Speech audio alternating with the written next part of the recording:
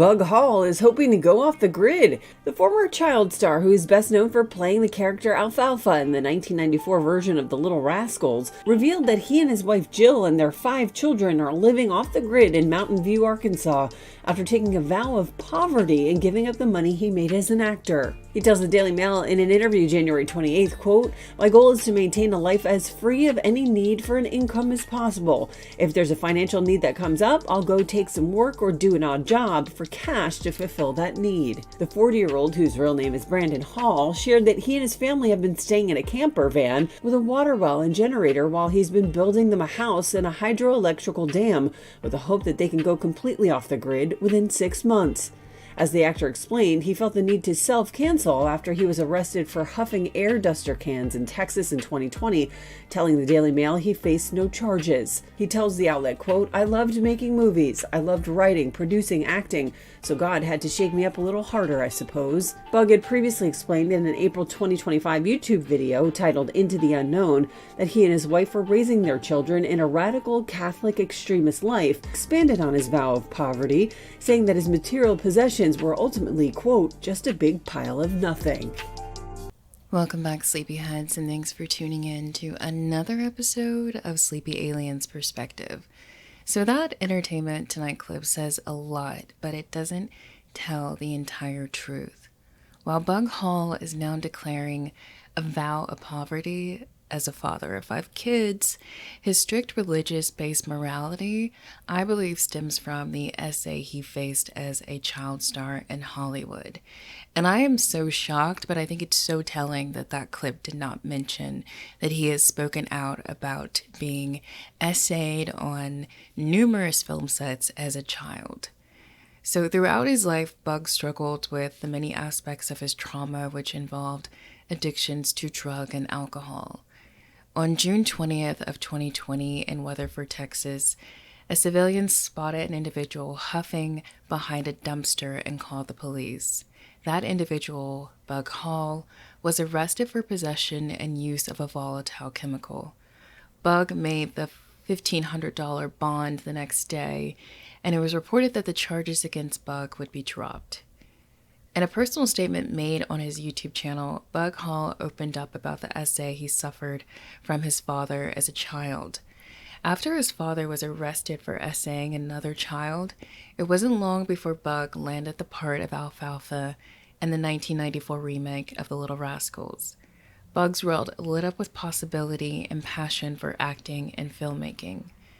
Unfortunately, 2 weeks into film production, that's when Bug began being repeatedly essayed while on set.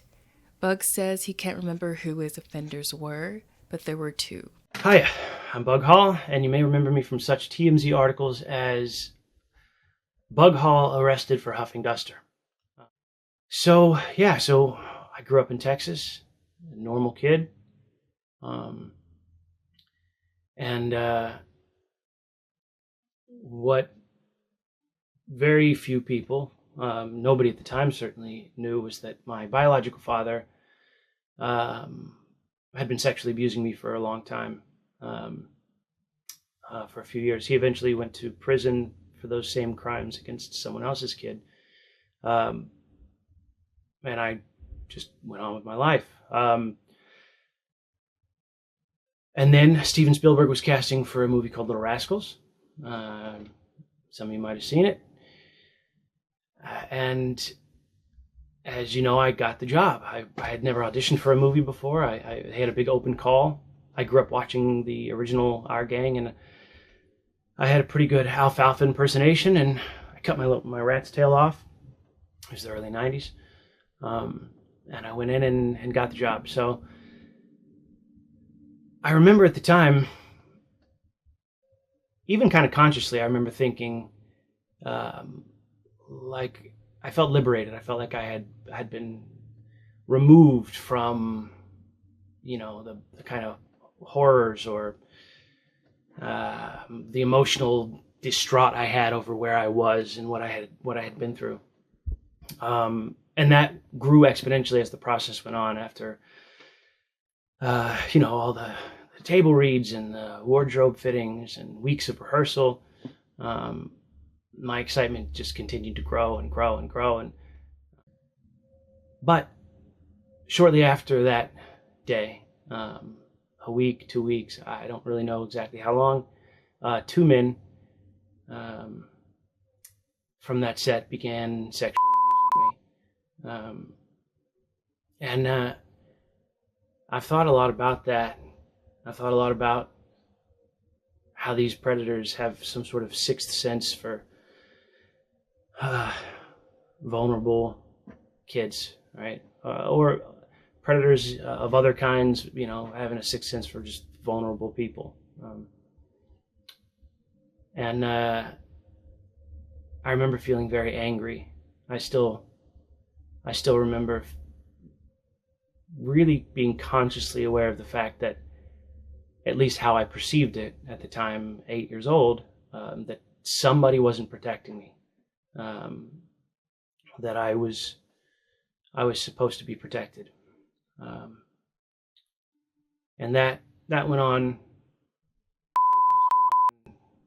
From movie to movie, from project to project for quite a few years after that. So I know if you grew up in the 90s, you have some memory of watching that 1994 remake of The Little Rascals. It was funny, it was heartwarming, and a movie for any environment. With the all-star child cast, the movie grows to over $66 million under the directorship of Penelope Spheeris and produced by Brian Grazer, co-founder of Imagine Entertainment, and Steven Spielberg, who's co-founded the Amblin Entertainment production studio. So Brian Grazer acted as the lead producer, handling the day-to-day production task, coordinating matters with Universal Studios, and approved major casting decisions.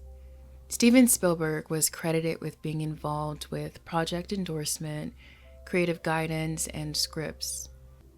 Something I thought was interesting, on IMDb's trivia section for The Little Rascals, it says before filming each day, Penelope Spheeris would hug each child actor to ensure closeness and trust in the group.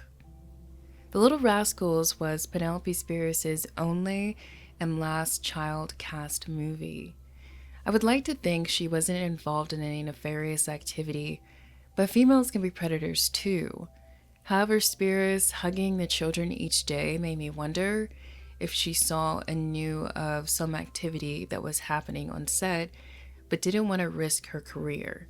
I mean, she'd just been given this opportunity by Steven Spielberg and Brian Grazer.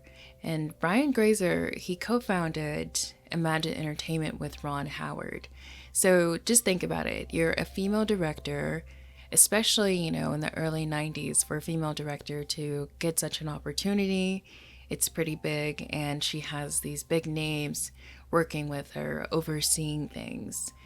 So I almost wonder if she had some awareness of it, but was trying to counteract that trauma with, creating this idea and sense that, they were safe and she was a safe source to them. So I thought that was very interesting. And like I said, I would like to not believe she was involved in any of that stuff, but women can be predators too. But regardless of who was responsible or who was involved with what on that film set, for Bug Hall to be repeatedly essayed while filming such a cult classic under the leadership of a prominent Hollywood filmmaker is not only disturbing, but reveals that there was clearly a lack of protection and parental figures on that 1994 set of The Little Rascals. I encourage viewers to watch the full statement that Bug Hall made in his YouTube video that was released back on his channel in 2020. I will be honest, Bug Hall discusses a lot of other topics that, surrounded his sobriety and his evolution as an individual. And so he gets into some really strict political and social beliefs that a lot of people may not agree with.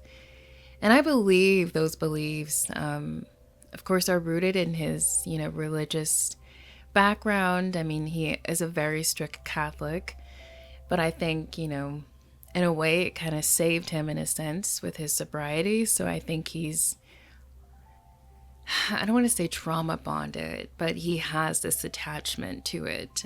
And if he loosens up that attachment, you know, he has this fear that he'll slip back under, or, you know, I don't know, he'll just get back into his old ways.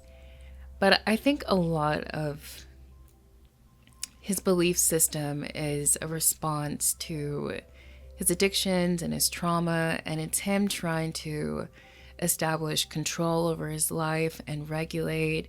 And also it's him trying to rid himself of anything that reminds him of Hollywood and his childhood. I mean, for Bug to want to take a vow of poverty, live off the grid in America with a family with 5 young children, to me, that's pretty radical. Even the Amish would never do such a thing. The Amish are really great business people, and they know how to sustain themselves without being a complete integral part of, you know, our capitalist society in America. So, you know, I think even now, this declaration that he's made, I think in a way it's something has triggered his trauma response, and maybe it's the Epstein saga. Bug mentioned being a Trump supporter in that personal statement that he made back in 2020, and I don't know how, you know, he was able to look past all of the allegations from various women that have, you know, spoken out against Trump, because those were coming out, you know, during his first, you know, run for president. And even after that, you know, those lists and like timelines that people created about all the allegations going back from the 1980s to the, you know, mid 2000s, there were more concrete evidence and more reporters, you know, talking about that stuff. So I don't know how he was able to look past that, but maybe now with his awareness of this president that he believed in and being connected to Jeffrey Epstein, maybe it's triggered something in him that is making him become even more radical in his religion and his need to protect his children and to reject anything that reminds him of the PDF culture within our society and, you know, all of the elite individuals involved with that culture. So I think that's something really interesting. But I think he was also triggered by the lack of response that he got from his initial posting that initial video.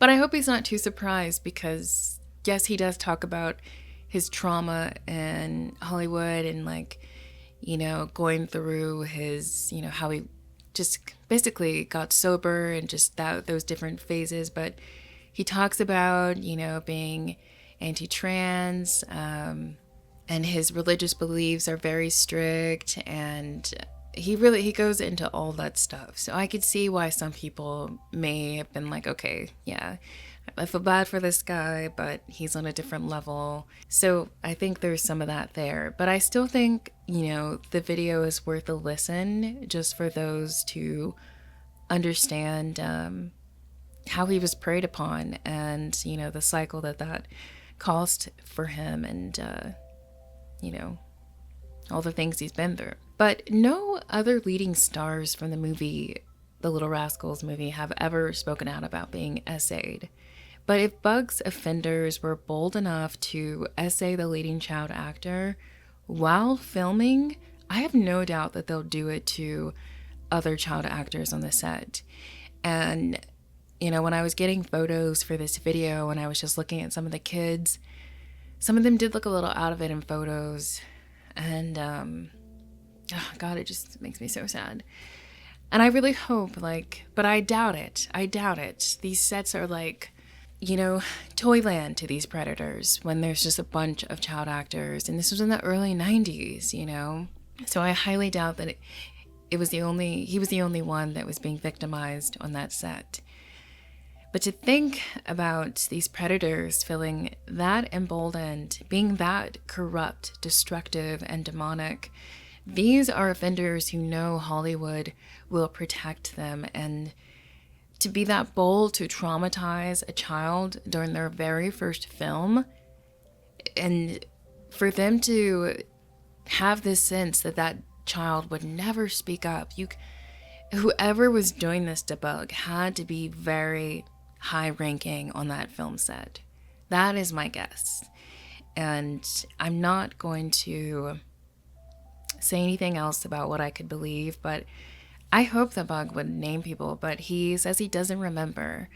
And I also wonder if, some of these kids were possibly being drugged. Who knows? It's hard to say, but I watched the Little Rascals at home, at school, at my Christian daycare, and it just sickens me. And this is exactly what I meant when I've said before in this channel how hard it is to watch movies and TV shows these days. I just keep wondering what the actors are going through or have gone through, or what some of the actors have done. I watched the Stranger Things documentary, and one thing that didn't leave my mind was when the Duffer Brothers mentioned watching thousands of audition tapes from different child actors wanting to be on the show. So that's thousands of children who are still trying to be a part of this very toxic Hollywood system. I mean, you want to be an actor when you're, 18 years old and you have some awareness of what the entertainment industry really is, and you come from a background where your parents are watching over you, protecting you, giving you guidance on, what's healthy behaviors, what's inappropriate behaviors from adults, then that's one thing, but a lot of times these children aren't being prepared for that. And a lot of times these parents are in tough financial situations from, investing in their child's entertainment career by, taking off work to take them to auditions and putting in money to get them training and going to classes or getting them into a certain school or just whatever it may be. So that kind of blew my mind that even still to this day, it's like the same toxic system, and the industry seems to have this expendable, amount of child actors that are just fresh meat to predators in the industry. So I'm going to play a clip of Shirley Temple doing an interview with Larry King about how both she and her mother were being preyed upon by Hollywood executives. And this clip just disturbs me so much. And you can tell that she experienced a lot from the way she sort of laughs it off at this point. But it's very telling. When I left Fox, I went to MGM for one picture. Thank goodness, only one. And when I got there with my mother, we were separated. She went into the office of Louis B. Mayer, and I went into the office of Arthur Freed. And he was going to talk to me about a movie he wanted to put me in. I'm 12 years old, And I thought he was a producer, but instead he was an exhibitor. And I'd never seen anyone naked before, except myself. So I had no clue about what was happening. And so it struck me so funny, I laughed at him. And I laughed uproariously. I had tears, and he got infuriated. And he said, out, out, out, go. Did you tell your mother? Well, I was very quiet. I went down and met her in the lobby of the administration building. She came out very quietly from Louis B. Mayer's office, and we walked hand in hand silently to the car, which was unusual. We got in the car driving home. I said, Mom, you won't believe what happened to me. And I told her what happened, and she got kind of quiet, and she said, well, you don't know what happened to me. And Louis B. Mayer wasn't as bad as Freed was to me. Have you tried it? He came on to my mother. And so we both decided that we didn't like MGM much. It was, it was better at Fox. So I can't imagine what plan and conversation was concocted by those two executives prior to Shirley and her mother arriving at that meeting. To separate them was bad enough, but for both child and mother to have left that meeting feeling violated says everything about the intentions of men with power in Hollywood. Also, for Shirley's mother to continue to allow her to be a part of the system fits the very pattern that we see from troubled child stars and their toxic parents who disregard their children, showing signs of some sort of trauma taking place and spiraling, yet they continue to let their child work and be a part of the Hollywood system because they too have gotten used to the lifestyle that it affords them. But fast forward from Shirley Temple a couple decades, you have Brooke Shields, who played a 12-year-old girl in Pretty Baby. In that movie, she is sexualized and has numerous sexually motivated scenes with adult male actors. Around that same time, Todd Bridges, who was the child star of Different Strokes, that hit 70s and 80s TV show, I loved that show, it was such a good show. He was being victimized by his unnamed Hollywood publicist. A little bit later, you have the two Coreys, who are being preyed upon by numerous men in the film industry of all different sorts of roles and rankings and status. And that trauma catalyzed Corey Haim's addiction and passing. And then we fast forward a little more, we're in the 90s, and Nickelodeon's breadwinner, Dan Schneider, who created the hit shows like All That, The Amanda Show, Kenan and Kel, iCarly, Zoe 101, and Victorious, he has numerous allegations. A long pattern of these allegations. A lot of people who notice the behaviors, and there have been so many great deep dives done on Dan Schneider, and there's just no way that, those executives within Nickelodeon weren't aware of what was going on, but they disregarded it for the sake of money and whatever perversion that they may also have been a part of, allegedly. I'll just say that. So even at this point in 2026, the only major Hollywood executive to be brought to justice thus far is scapegoat and predator Harvey Weinstein. I mean, given the amount of Hollywood victims, children and adults, that doesn't add up to me. Especially because the casting couch, no matter if you're a child, adult woman, or adult man, it is a culture. It's not just, incident. It's a full-on culture. And everyone in that industry has some sort of experience with it. And maybe they're lucky to escape it. Maybe they're lucky to be on a hit TV show where the exposure is limited and they get to work, like 15 seasons of a show and they make a good amount of money and they have a great fan base.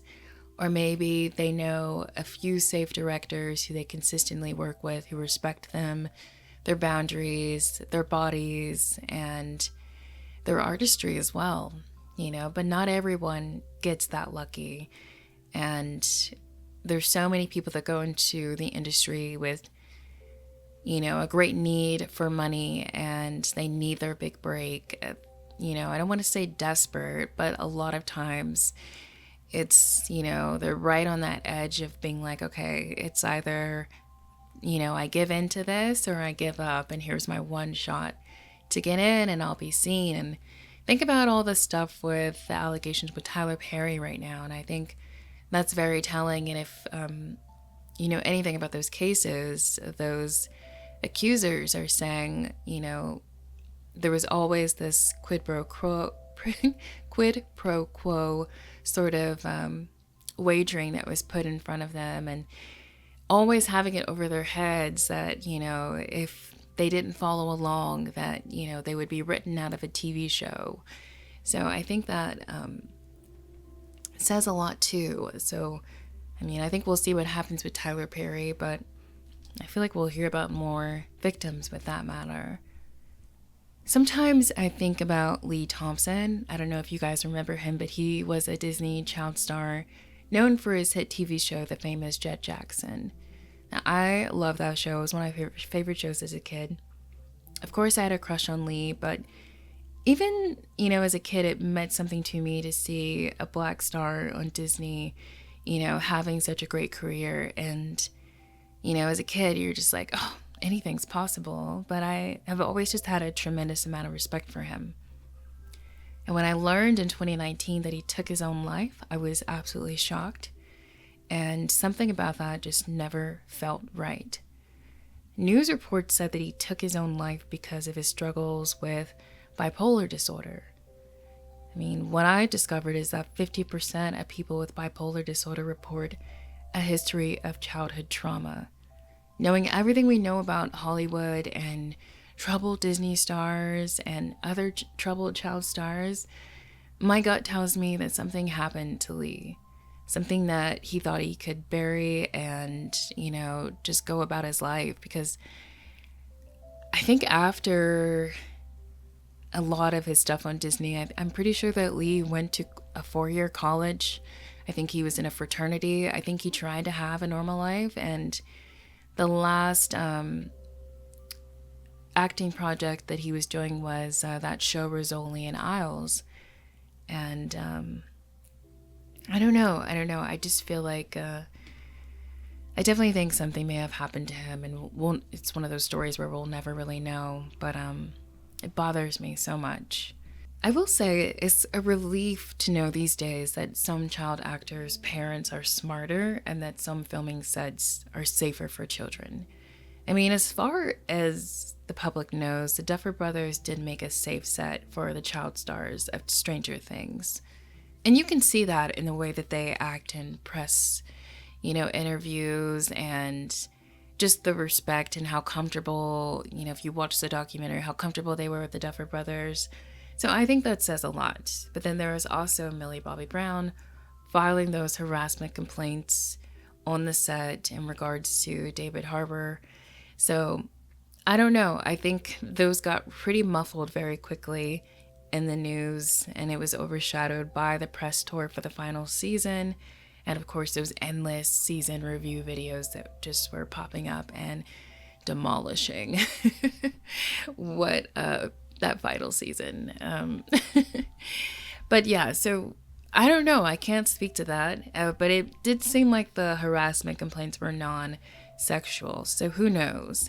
I had theorized with a friend that maybe it was like a projection of the father and daughter energy.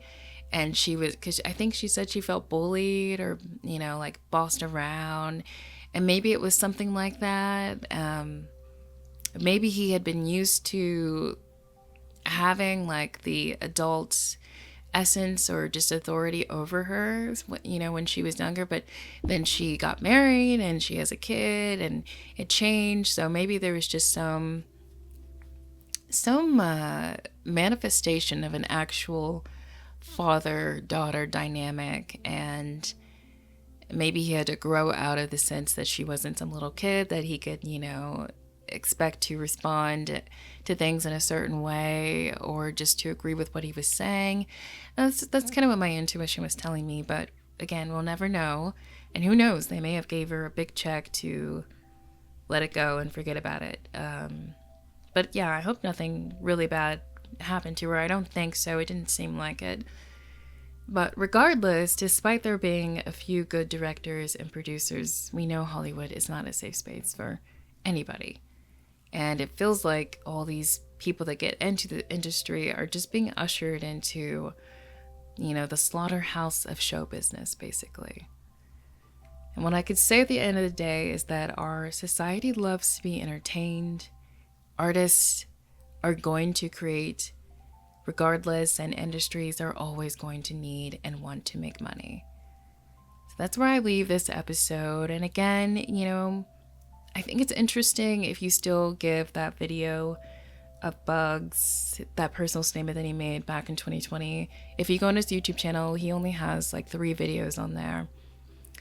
So I think it's still worth just for knowledge and understanding, just to give that a watch and almost to see how the trauma evolved his mindset into adulthood. And like I said, that strictness, that religion that he had to cling to, that all stems from, I believe, him trying to control his addictions, to overpower his trauma, and to gain normalcy over his life and some sense of balance. But that's just me shrinking it out, but it's very complex. Sleepyheads, thank you so much for tuning in, and thank you for the support. Please give this video a like, a share, and subscribe, because, I am still living under algorithm oppression.